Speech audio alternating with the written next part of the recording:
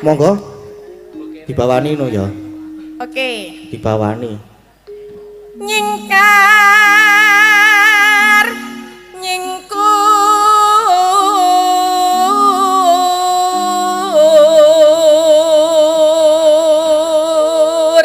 Lho kuwi dengan bawa terus kono lampune mati. Lah ngapa kena perbawaku? Oh, mergo duwe rong bayar. Ayo genah. Oh, rek meneh. Wiwi tane nyingkar nyingkur.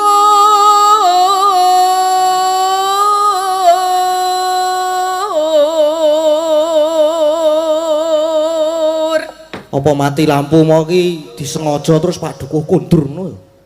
Iya paling iso mareh ben nek Iso. mlayu bali ra weruh ngono ya. Ning ketoke mboten ra bakal mlayu soalnya nang omah ana parut ya. Oh iya tuh.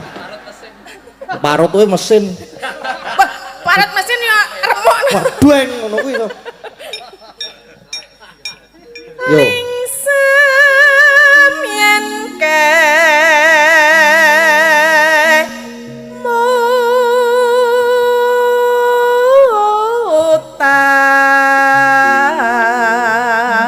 mutan lelampahan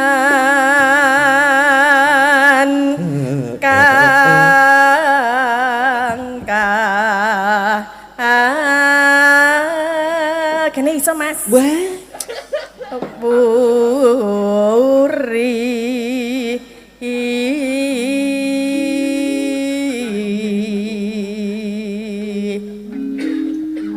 tresno tulus nadyan ingku buk asmara.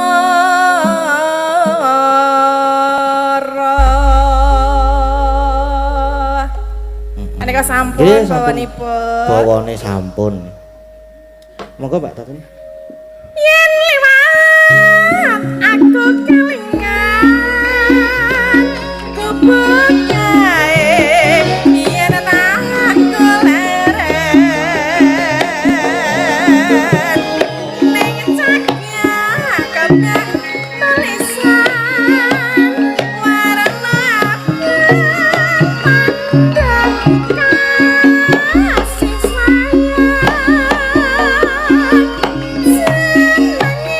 gubuk asmara biyen kae tak keantem tresno tanpa bantal tanpa kuasa buat abadi taman asmara. Gubuknya nyimpen wati wiwit biyen kumakas saiki gubuknya kabeh crita wayah wengi nganti kaget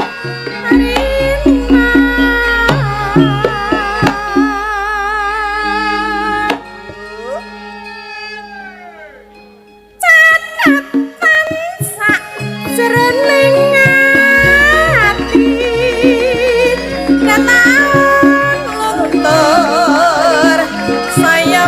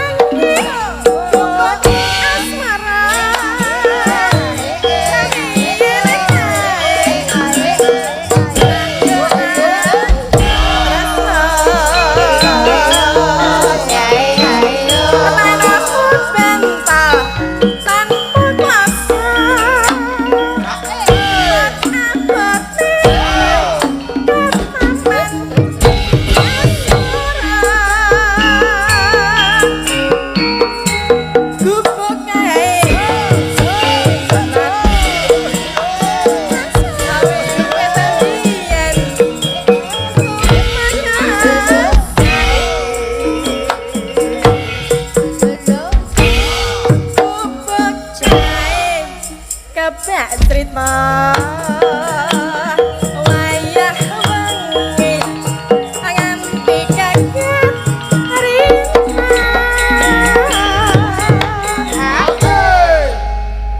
catatan sak srening ati setan luntur saya marah hati aku kowe dadi karwan kowe ning gubuk asmara sing menika sampun gubuk asmara Mas Gading Nangkani gubuk asmara. Menika wonten penari latar juga. Wah, nggih nika sip. Ya wis ora apa-apa. Nek ndelok lek goyang elek ndelok kae wae malah apik Mas. Dadi propertine ya warna-warna engko sing ndase ganti. Apa meneh engko klambine ganti apa ngono iki anu jaman Pak Senil biyen ya wis ana. Ngapa kok malah meneng wae apa Mas? Ya ora masalah kok. Apa omong Kon aku omong kono omong. Omong bareng. Heeh. Ora ya ngomong bareng ora iso. Nggih, selanjutnya mau nak apa niki tadi? Apa jenenge? Capring Gunung. Nggih sampe ngono nggih. Sinten sing kapiyarsa pinarak wonten pemanggungan mriki? Weh, bawane dibawane ndredeng. Oh, urut. Urut Nggih, no. siap. Ben Berarti gayeng. saking saka kene ya. Saking Mbak Agnes. Oh iya, Mbak tipe Agnes? ya. Alah oleh kemayune. Malam hari ini lem Gak ngerti toh? Ngerti wae. Kamu memandangku ya? Ya iya ya. Dari tadi. Saben bengi Ora mungkin nek saben bengi. Mungkin ya Nes. mungkin. Lho. Nes ki kok ya setiap hari ya oke-oke saja. Lah iya wayangan toh maksudnya Iya, tok duit wayangan. pendak dino nak ya aku seneng. Iya. Entuk duit Becane entuk. udu. Nyawa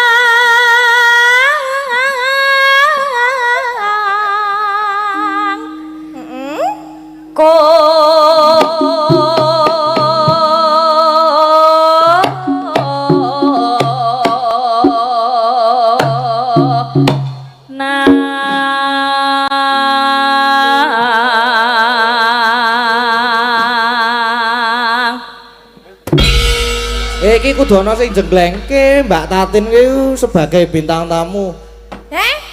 Jengglengke nom jumbul. Aku jumbul.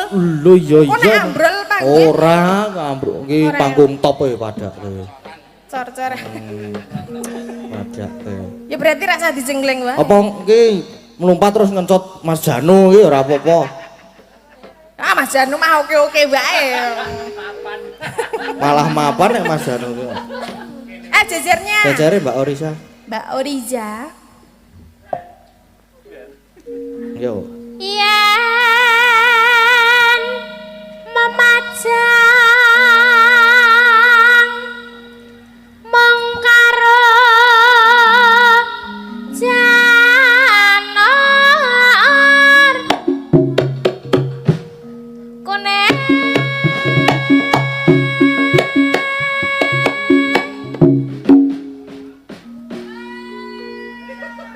Piye apik to? Ajake kok hujan. Sing ireng apik ya. Ana tambahan girem. Kejawane bapak sih kayak iki. Lah iya kejamane bapak. Bapak amu. Lah iya apa bapakmu?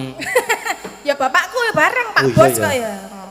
Biyen Pak Bosku, saiki Pak Bosku genti jenengan. Ora sio-sio nek karo anak buah ya. Duh. Aja kaya Bapak mbiyen sia-sia ora? bapakmu iki ya bajing ya moto ya metu kabeh. Lho iku perlu ditiru nek kaya ngono kuwi. Kok njuk. Aja. Sing apik wae sing ditiru ya, Le. Lah sing apik iki meh sithik ketoke iki. Kaya sia-sia karo bapakne ya. Oh, aku nggo nang omah kualat malah aku nggo. Aja ah. Nek ya jenenge ra apa-apa ding anake iki Seno iki nek ora brusal iki ketoke kudu anake. Lah iya. Lah iya wis ra apa-apa le, sak karep-karepe le ya. Oh, heeh. Iya. Kok karo jenenge sapa iki Mbak Endah saiki. Heeh, Mbak Endah. Kembang wae wektu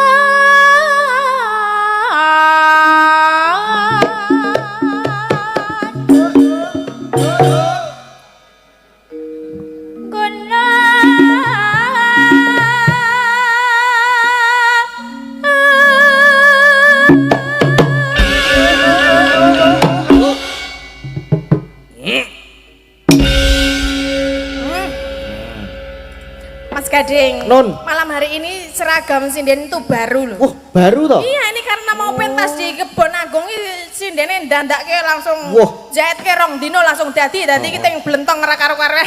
Oh, berarti lek kono kok bakal wingi wis dijahitke to? Apa? Lek kono kok bakal wingi wis dijahitke to, Dek? Kapan kamu memberi kami? Mbok rasa ngilang-ilangke wong. Yo men ketok gleleng ngono lho, wah. Ya amatur sembah nuwun nggih Mas Gading. Sami-sami. Besok maling nggih Mas ditembaske Ampun, brose sing- terus pisan wae. Ah, kok pisan? Yo duitnya arep nggo ngopo? Lah ya ngopo-ngopo kena. Nek Sopo kae mau lampene? Wis semono. Kok nyai, nek biyen anu Suwargi Pak Seno iki ditukokke bros, terus engko sisan sak masangi ngono Mas. Wani apa ora Mas? Dan terus duitku ki arep tak nggo nyanyi rumah Pak Tulus e. Maksud lah, Heh? saiki wis ora nyanyi wonge. Lah terus ngopo saiki? Online. Lah ketoke lah ora nyanyi. Sugeng dalu Pak Galang, sugeng Mas dalu. Galang. Kok buatu pripun to? Pripun? Kok watu pripun to? Jenenge typo ki. Kler ngomong ki typo. Oh, typo. Heeh. Ngomong nggih iso tau typo to? Iso wae. Aku ngomongan nganggo autocorrect keyboard barang iso kok. Oke, siap. Dalem Mas, pripun? Apa jenenge mau? Apa kuwi ular kambang? Nggih. Nggih, ular kambang dienggo tombo capek. Heeh. Madhep kono, Gong. Oh, aku nak madhep kono. Menikmati ya padhake. Mangga ku wahyu. Becik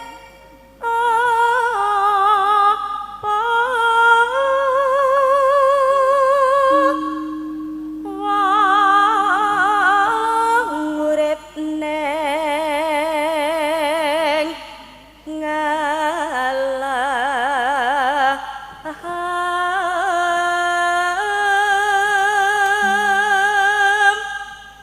donya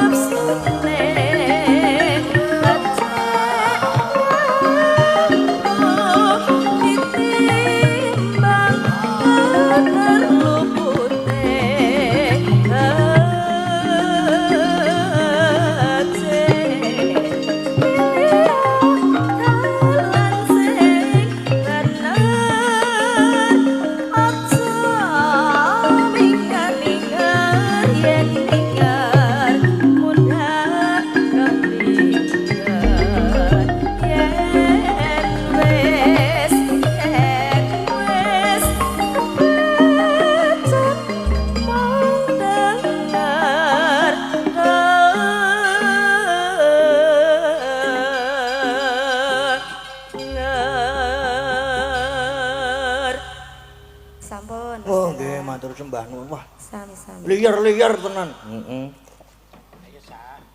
Saiki lagu kedua. Yo, apa Gong? Ayo kowe sik no. Sing kira-kira ki ana dangdute ning tipis-tipis. Oh, engko baganku rock metal. Yo. Nek apa jenenge ana dangdute tipis-tipis ngono ki kudune iki duet. Duet iki penak iki, Gong. Heeh. Duet apa arepan? Wah, ya sik engko manut gampang kok tak milih ya. Sing penting duet sik, golek sing lanang karo sing wedok dadekke siji. Nah. Sapa sing lanang sapa, sing wedok sapa? Sing lanang ku ya gandeng iki mau sore iki sing nyimping iki kakangku lanang. Mau limbukan wis nglungani wedi dideke to saiki gara-gara malah orang nglungani. Iki sing nyimping iso rapi ning koyo ngono kuwi nek ora kakangku gadang iki. Ayo. Ayo kon ngadeg. Lah kaya iki nek ngadeg iki bendina san. Wis kerep nek ngadeg kok kaya iki. Ngadeg tok ning ora kelakon. Ora opo to Gong ngomong apa mbuh. Nek tetep kudu kon jumeneng. Ha iya no. Ora ketang apa bawa apa duit ora apa-apa wis sing bawa engko Mas Gadang engko sing nyanyi sing kok dipilih. Yo. Mas Gadang Prasetyo. Siap duet? Siap oke. Wis rasa nganggo spot wis apik tenan. Monggo Mas Gadang, katuran jumeneng Mas Gadang. Wis rasa nganggo spot ngono. Sepotane gupak gupak gupak gupak gupak gupak gupak gupak gupak gupak gupak gupak gupak gupak ayo wije ayo wije ayo wije ayo wije sampai to bae ngono wis sip wisan iya breng breng bongkotan Tikerto tinggo celengan anyar solo maling ngencen manten anyar dientuk kala cengkeh wes malah wonten dawuh Pak Dalang ayo arang yo arang-arang wayangan ditunggone kakangku lanang ngene iki arang-arang temu kangen temu lawak karo ya ora ketang bawa-bawa Mas sing anu ya aja sesideman apale gur kuwi aku waduh wis ora apa-apa ku ya ora masalah pawitanku gur kuwi apa ora apa-apa walah ya cengah aku ya cengah ngono ya cengah walah ora nyong ngomong ke cengah ngono kuwi to iki wis ora apa-apa nggih dibawane karo duet sisan ya mau tempat dalang nggih, bau mawon nggih. Iki lho aku ono. Engko tak nggih kae iki lho. Tisu. Lah iya sing muni duit ya sapa? Kowe mayang kok nganu tisu Ding? Nyambi kok. Oh iya. Nyambi ngelapi rai iki lho maksude. Keringetan to, gembrobyos. Nggih. Duh. Ampun saru ya Pak Dalang. Ora aku arep saru aku. Nggih. Aku wong baik-baik aku. Wong baik-baik ki ora tau saru. Ha iya. Nek ora ngertine kowe ora saru ya Gong, heeh. Nek ngerti wujudku sing sak tenane. Wah, bahaya tenan. Ya.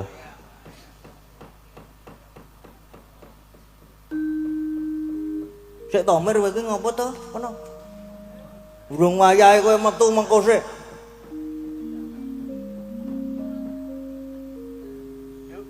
Apa harapan? Nyon belok barang. Oh, belok. Ya, belok barang. Oh. Oke. Beres. Singkong dan keju. Nah.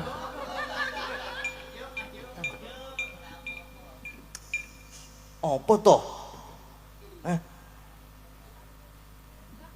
Wes. Lah apane sing arep dibukake? Kok ngomong karo aku sik lagi pengen tak bukake. Ora apa-apa kok. Ngopo? Aduh, jan. Gak boleh ikut-ikut anak kecil.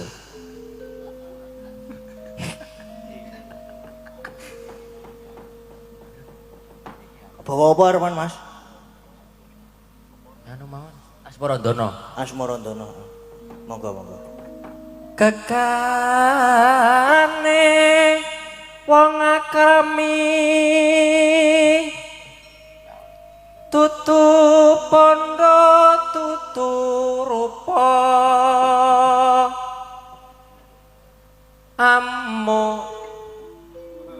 among ati pawe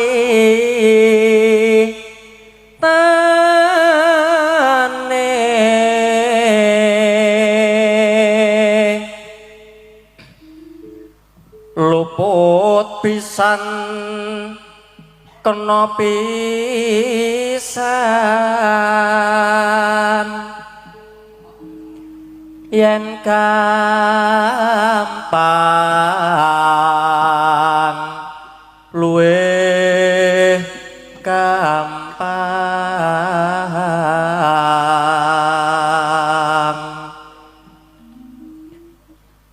yen angel ka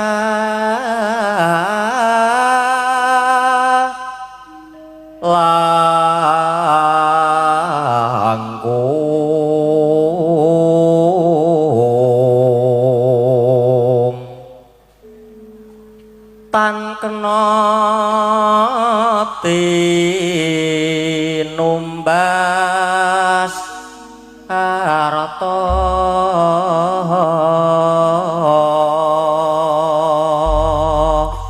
sampun Wis sekalian yo. apa Sekalian arep jenang kula ya kena. Sak jenang kula diduetke ya. aku ora Hah? Wah, ana teknologi Google. teknologi ya Iya.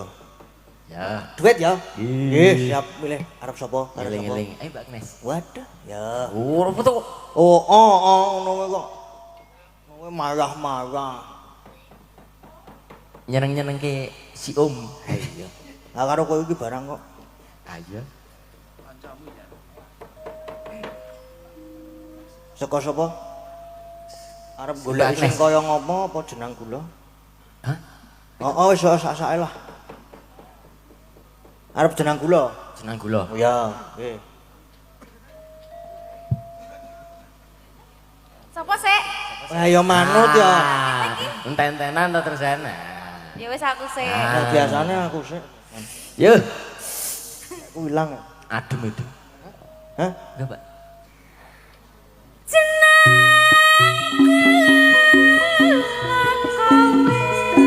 Aja lali marang aku iki ya Kang Mas nalikane nandang susah sapa sing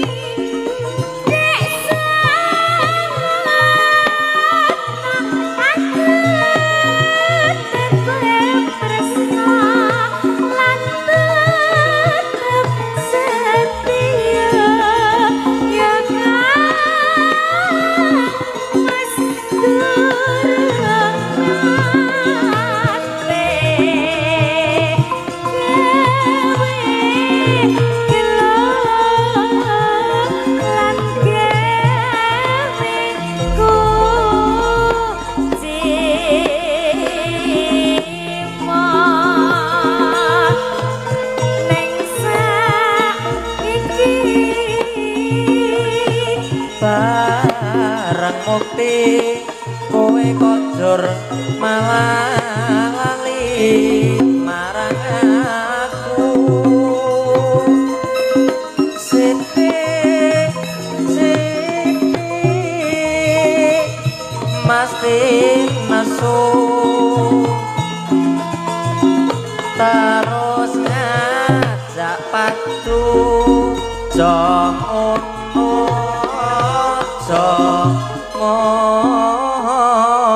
ngono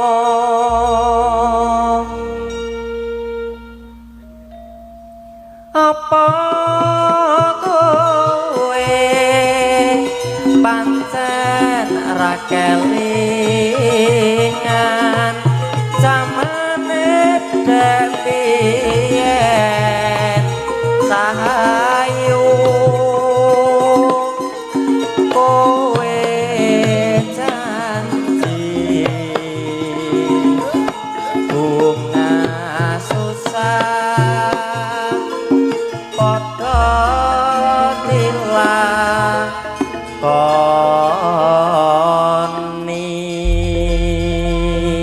Nggih. Matur sembah nuwun. Matur sembah nuwun nggih Mas Mas Gadang, Giting, nggih. matur sembah nuwun Pak Agnes. Yes. Saiki mau wis jeneng kula. Heeh, saiki kowe gong aku. Ya. Kalau aku tak minangkani pamundutan tembang kangen. Tembang kangen, heeh. Sing cekar sapa? Sapa ya sik? Mbak Orisa ya ora apa-apa. Ya. Wis ora apa-apa. Heeh, Mbak Orisa wae sik. Jos.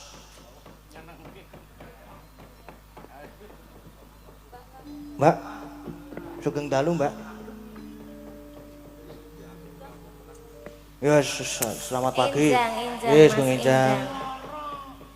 Nah, iki lagi jam setengah seperempat. Setengah seperempat. Jam 2 kurang seperempat, Ding. Isih Bang, esuk, Ding.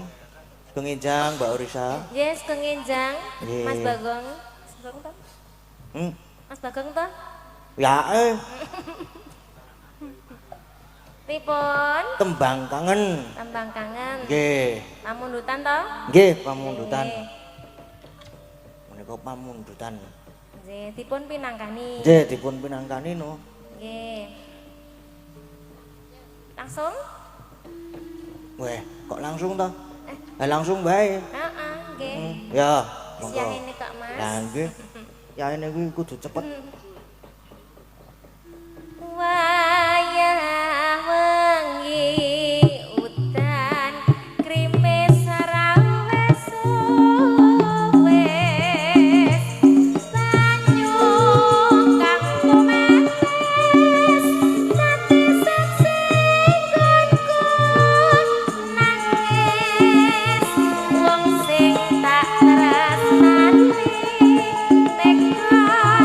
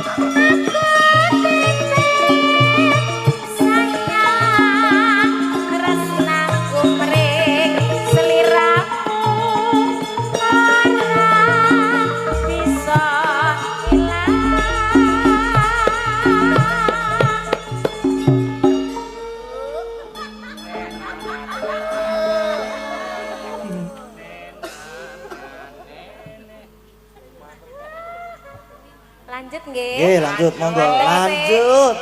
Mandek sik kalau pengendangnya bar tiba. Kesel ya Mas. Kok ya iso tiba ki lho. Anu ora tanggap dadi yo kaget to Mas. Terus apa lali apa pancen wis ra ngerti saksanane aku memaksa ngenteni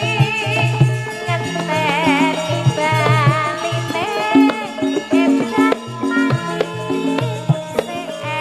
edan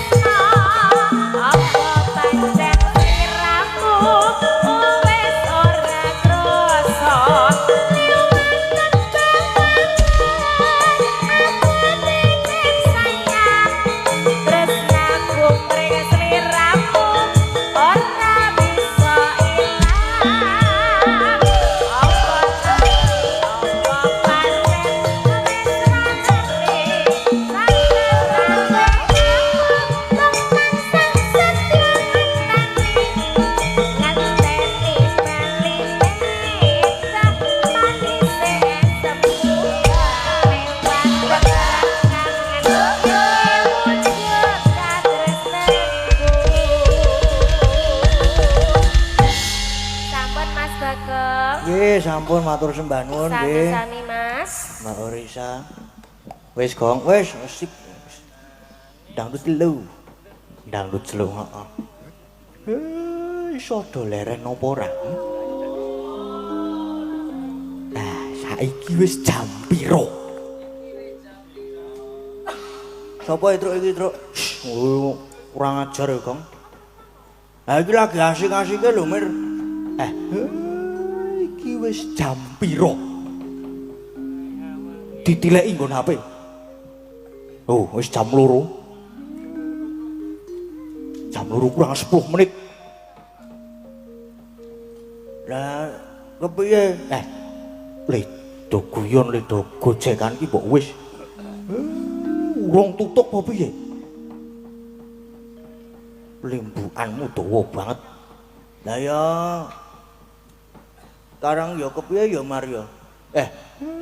Ya wis gek do leren. Le do gegojekan dilereni. Ditutuke mengko nang omah. Ditutuke mengko bengi. Ngapa engko bengi? Aku wis di WA karo sing ngedram. Ojo Aja domong kene-kene to maksude. Ndak oke sing melu mengko. Ha iya. Wis, ayo Gek Dok. Merono. Merono ki ndi? Kae ndaramu kae. Daramu Sermadi kae. Anu Permadi. Wis ngenteni. Kowe iki aja kaya wong anu. Apa jenenge? Aja kaya wong kowe iki dinteni malah kok wong ngenteni. Ayo, doleren.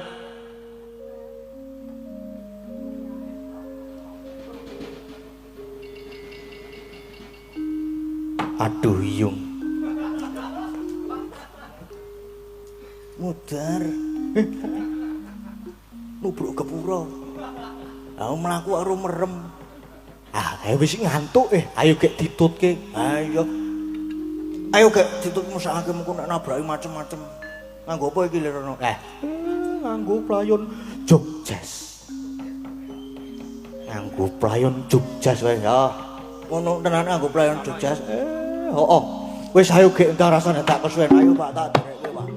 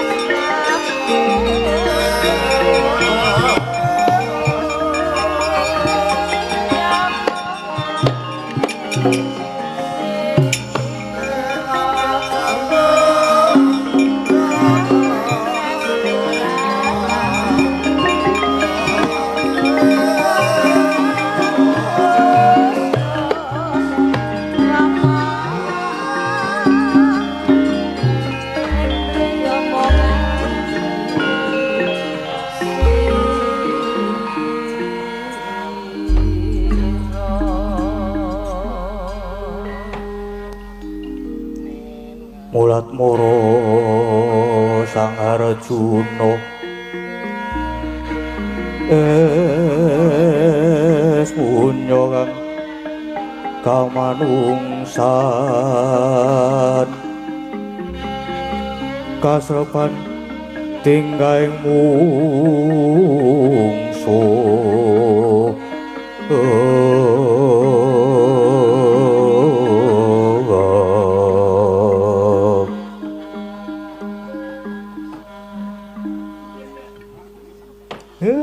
blagagag ugag sadulita mel Ndara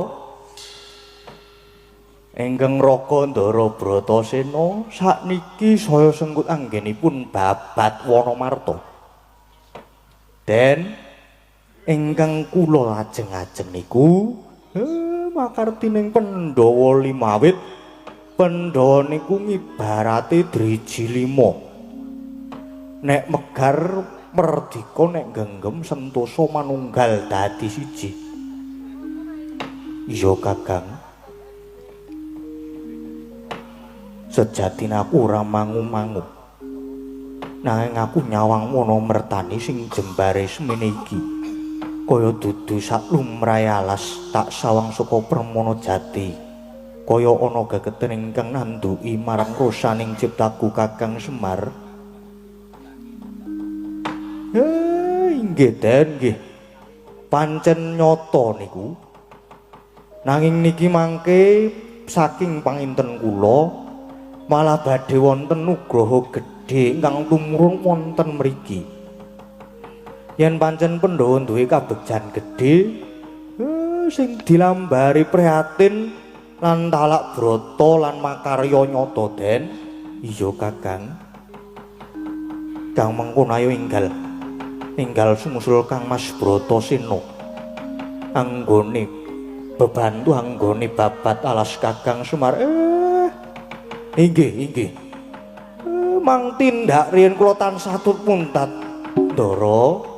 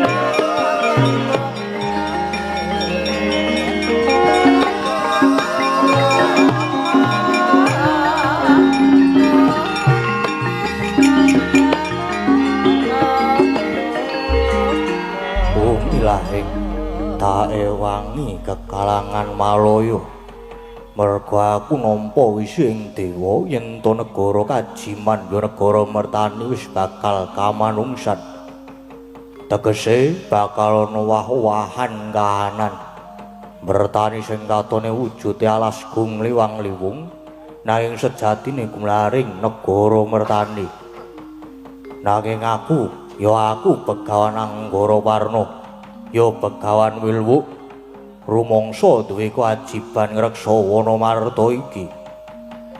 Kelingan lelakon pirang abad kapungkur, aku iki maune ratu ing mertani jejuluk Prabu Anggara Warna. Nanging nalika semana merga saka pangamu ing Karung Kala kang Bandada lawan Bala Srewu ya Bathara Wisnu. Satemah bumi horeg. Aku banjur ngrungkepi marang putraku lima ya kuwi Yudhistira, Dandunwacana, Dananjaya lan Nekula Sedewa. Ewa semono aku malah banjur disotke wulun padha wenang dadi wujude naga. Parantene aku isih dikeparengake madeg pendhita mapon ning pertapan Pring Cendani. Yo, kalenggan iki aku wis nampa wisi ing dewa. Yen to mertani bakal kababar eling dawuh pangendikaning pukulun padha wenang. Lamun aku ketemu satriya panengah Pandhawa, ya kuwi kang minangka dadi sarana babaring lelakon iki. Yen ngono tak golekane satriya pamadyaning Pandhawa.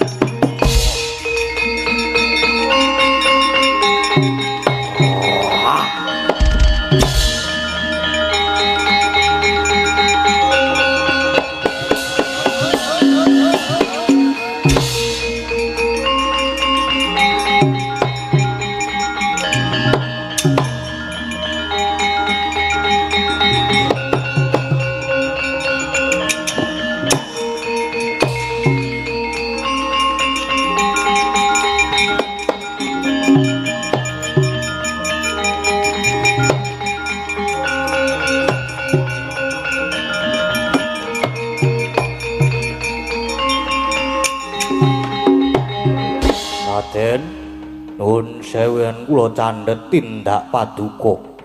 Iya, panjenengan kuwi sapa? Nadyan apa syaksa nanging nitik saka agemane sawijining brahmana. Inggih kasinggihan. Kula menika Begawan Anggara Warna lajeng keparenga nilakrami paduka menika sinten Raden? Ditepungake wae. Aku Raden Permadi. Raden Permadi dasar kepara nyata. Yen ngaten jandika menika menapa leres satriya pamadyaning para Pandhawa Raden, ya dasar pancen mengkono perembahan. Alah dalah iki sing tak goleki.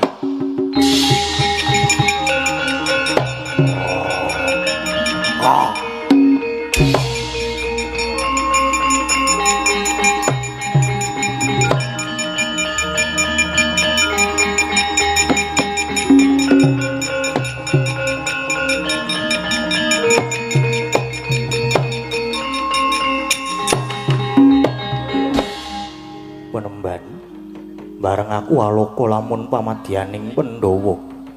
Kok jandika banjur ngrungkepi pepadaku. Inggih Raden. Mapan inggih namung paduka ingkang kula upati. Raden, kula niku ingkang reksa Wanamarta menika lan sejatosipun Wanamarta menika sanes wujuding wana gunglewang-lewung. Nanging menika negari Mertani inggih negari kajiman. Nanging samangke sampun badhe kababar kamanungsan. Krana kula nampi wisi ing dewa, inggih lumantar jandika Raden Permadi menika ingkang dados sarana. Ingkang mekaten kula gadah pusaka 3 cacahipun monggo kula aturi nampi Raden Arjuna.